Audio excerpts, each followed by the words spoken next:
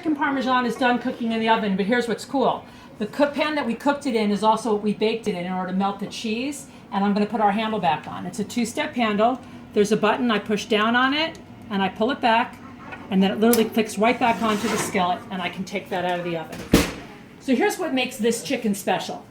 So when I was making the chicken, instead of dipping it in egg and then the breadcrumbs, since I knew I was making an Italian dish, I used Italian salad dressing first. And then I put it in Italian breadcrumbs, and I added a couple of seasonings to that. I then put it in the skillet with a little bit of oil, and I cooked it.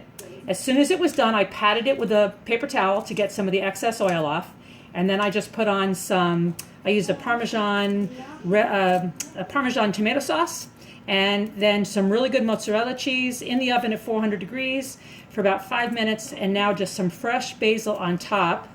And I've got some Parmesan already grated. That's actually left over from another night's dish. And this is dinner. And the beauty is that I cooked once, but I have enough fried chicken that I didn't put the topping on to eat at least a second, if not a third dinner.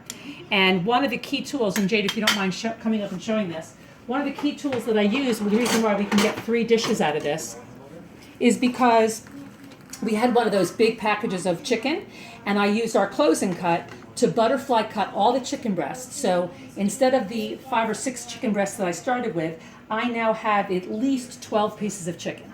That's why I can get so many dinners out of it. So by using the closing cut, which is where I put the chicken breast, I used a long bladed knife and I cut through it, I got 2 pieces out of what would have normally been just 1.